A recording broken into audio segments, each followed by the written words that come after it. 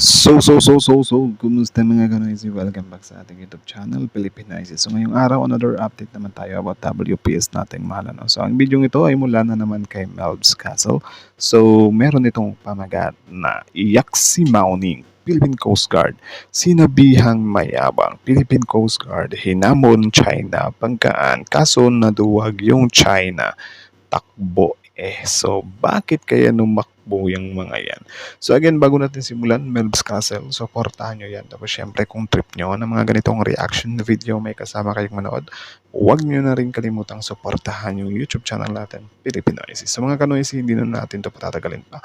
Simulan na natin, baka agawin pa ng China. Again, nababagat ng video ito, iyak si Mauning, Philippine Coast Guard, sinabihan mayabang, Philippine Coast Guard, hinamon China, banggaan, kaso naduwag yung China, takbo So again, Melbs Castle Philippinoises, like, comment, share, subscribe. Start. Ang Philippine Coast Guard BRP Start 0. Buwis buhay ang Philippine Coast Guard BRP Cabra. Hinarang kasi ng PCG ang tangka na namang pagpasok ng China sa dagat ng Zambales. Naka full throttle pa ang China Coast Guard at dire-diretso to. Ang kaso, palakasan ng loob, tila hinamon pa ng PCG, sige banggain nyo kami. Hindi namin kayo lulubayan. Pag lumubog, diba? Kapag inaano natin sila bigla silang nagiging hesitant. So dapat talagang gawin natin, tindigan natin lahat ng aksyon ng China. Barko ng PCG, pagsisisihan nyo yan. Natakot naman ang China at naging matagumpay ang pagharang ng BRP Cabra. Tingin nyo, diba? Effective din. Bakit hindi tayo binangga ng China? Lagi naman nilang ginagawa to. Andyan pa rin kasi ang US Navy aircraft carrier. Nasa paligid lang. At once na may lumubog ang barko ng PCG dyan could trigger Mutual Defense Treaty. Agad yung papasabugin ng US. At yan ang diba? Takot na takot sa Mutual Defense Treaty. Tapos sasabihin ng mga kababayan natin pro-China na walang magandang maidudulot yung Amerika kapag nagkakaroon tayo ng mga military drills. Yan ang tawag nyo dito, nagiging hesitant yung China. Nakakatakot ng Chinese Coast Guard. You do not possess any legal authority to patrol inside the Philippine Exclusive Economic Zone. You are directed to depart immediately and notify us your intention. Your illegal activity will be reported to the higher authorities. Over. Hindi makaporma ang China. Over. Kahit si Mauning hindi makapag-utos na sige pagbabanggain nyo ang Pilipinas. Well, gagawin ni Mauning yan anytime, kaya di din tayo pwede magpakampante. Diyan kasi ang Amerika, mga duwag ang mga yan. Hindi rin makapag-water cannon. Dapat tayo naman ang mag-water cannon Ano sa palagay nyo? Hindi yung harang lang tayo ng harang. Dapat bombahin din natin sila ng tubig nang makaganti man lang. Inakusahan. Kahit gustuhin naman natin, di naman gagawin ng gobyerno yan So, wala din. Tuloy ni Mauning ang PCG na nagyayabang porket nandyan ang Amerika sa West Philippine Sea. U.S. Secretary of State Marco Rubio had a call yesterday with his Philippines counterpart Enrique Manalo. A State Department spokesperson said that Rubio underscored the United States' ironclad commitments to the Philippines under the country's Mutual Defense Treaty, and that the two also discussed Beijing's, quote, dangerous and destabilizing actions in the South China Sea. Sige, Mauning, pakinggan namin yung palusot mo. Does the Foreign Ministry have a reaction to this call?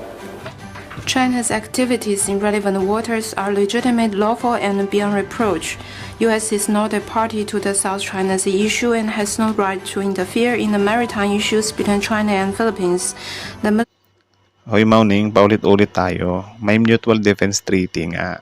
So kung may may mangyari sa Philippines at sa China na pwedeng mag-activate ng Mutual Defense Treaty, pwede silang makialam kasi yun nga yung use ng Mutual Defense Treaty na kung sino man yung gumalaw sa amin, gagantihan namin yun with the help of US. Sa US naman, kung may gumalaw sa kanila kahit sinong bansa pa yan, tutulong din yung Pilipinas sa US.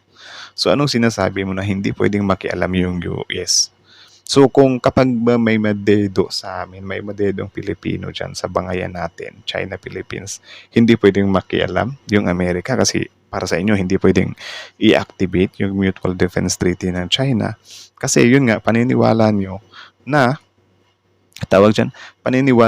hindi pwedeng makialam yung Amerika. So kailan pala ma-activate yung Mutual Defense Treaty ng Amerika kung hindi pwede sa mga bansa na hindi rektang ng aaway sa Amerika. 'Di ba? I think alam ni Mao Ning or I think alam ng China na ang use ng Mutual Defense Treaty, kahit sinong bansa na umatake sa'yo, pwedeng tumulong yung ka-Mutual Defense Treaty mo. It's just ginagawa lang talaga nila yan para, hindi din maano yung US ba. Pero I think hindi naman makikinig yung US dyan eh. Military cooperation between U.S. and Philippines should not undermine China's sovereignty and maritime rights and interests in the South China Sea, nor should it be used to support illegal claims of the Philippines. We will continue to take necessary measures, safeguard our territorial sovereignty and maritime rights and interests, and uphold peace and stability in the South China Sea. So yan yun, necessary measures. So yung kapag things will get ugly sa Philippines at sa China, yung gagawin ng US, necessary measures ang tawag doon. Okay, Mao Ning? Nakakagulat pa dito kay Mao Ning, itinanggi ng Chinese Foreign Ministry inutusan nila itong naarestong Chinese spy. Gawa-gawa lang daw ng Pilipinas ang kwentong pinadala to ng China. Nababaliw na ata talaga tong si Mao Ning. Malalaman naman natin yan, tsaka yung naka-blue, hindi naman naka-blur sa mga news outlet yan eh. 'Di ba? Kumanta na nga tong spy. Sabi niya, isa siya sa People's Liberation Army. Ibig sabihin, militar talaga ng China. Chinese technology rin yung mga gamit. Huli na nga sa akto ang Chinese spy na nagtitik-tik, itinatanggi nyo pa. Siyempre, ganyan naman sila eh. Tingnan natin yung palusot ni Mao Ning, nakakainis eh. Chinese government has required, we urge the Philippines to stick to the facts, stop speculating or hyping that so-called Chinese espionage. So, we urge Philippines side to stick to the facts. So, kung gusto mo, Mao Ning, na mag-stick tayo sa facts, since alam naman natin pareho na napanalo na namin yung WPS na yan sa arbitral ruling, bakit hindi nyo maibigay-bigay sa amin? Maibigay-bigay sa amin. 'Di ba? Yung ano nyo naman, speculating or hyping that so-called Chinese espionage. Siguradong speculating or gawa-gawa lang yan. Hindi lang naman kayo sa Pilipinas may issue ng ganyan ah.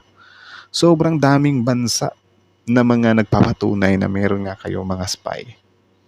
Tapos ngayon dito sa Pilipinas biglang gawa-gawa. Tsaka totoong tao yan oh, totoong mga Chinese yung nahuli oh. 'Di ba? Kung ibibirika pa natin, yung isa Philippine PLA pa eh. Philippine tuloy, PLA pa eh. 公捉影炒作所谓中国间谍，切实保障在菲律宾中国公民的合法权益。 3 linggo na nga ang pakialamero tong China sa West Philippine Sea. Hanggang ngayon, naduduwag pa rin mapagbanggaan. Hindi kasi inaalisan ng Amerika eh. Kayo, sa tingin nyo, may lakas pa rin ba ng loob ang Chinese Coast Guard na mangbangga at mag-water cannon? Oo, siguro, pag wala ng Amerika. I-komento sa baba ang inyong salobin. So, yun lang naman mga kanoysi. So, kayo, na masasabi nyo doon? Comment down below. Tapos yun, pag-usapan natin yan sa comment section. So kayo, comment down below. So, subscribe nyo rin, Milbs Castle Original. Put yung link in the description box below. Panoorin nyo rin yung mga videos niya. Tapos, syempre, bago nyo iwan yung YouTube channel natin, Pilipinoy, don't forget to like, comment, share, subscribe. So, kita nyo naman yun, men. Malinaw pa sa klaro talaga. Yung isfiya ng China is tinanggi nila. Yan yung pinaka-nakakatawang part sa kasaysayan talaga ng bangayan ng Pilipinas at China. Yung may nahuli namin, 'di ba? Hindi nga nila nirespeto yung yung sa arbitral na meron talagang mga dokumento na nagpapatunay na tayo yung nanalo. Yan pa kaya mga espiya nila. Nakakatawa lang, mga pure talaga min. Kapag talaga 100% verified na yan. Ewan ko kung ano yung gagawin ng China. Palibhasa kasi gagawa-gawa na nga lang ng kalokohan or pang-iispiya, tatanga-tanga pa eh. 'Di ba? Lalampa-lampa pa. Nahuhuli pa. Tapos ngayon kapag nagkahulihan, biglang tanggi. Ano yun? 'Di ba? Okay pa sana kung sa Pilipinas lang sila first na may history talaga ng pang-iispiya. Hindi. Sobrang daming bansa na may mga kaso ng espionage yung China, min. Hindi lang Pilipinas.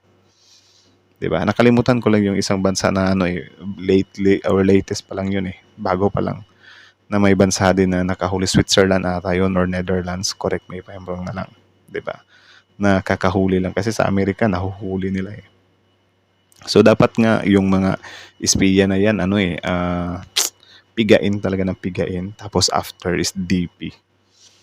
'Di ba? Para syempre magtanda yung China or may ilalagay mo silang espiya dito, matakot na ba na my God, ma-DDP pa ako dito nang wala sa oras 'di ba? Palibhasa kasi yung parusa natin dito kulong lang ng ilang years, tapos kung di naman isasauli pa natin sa China, i-deport pa natin.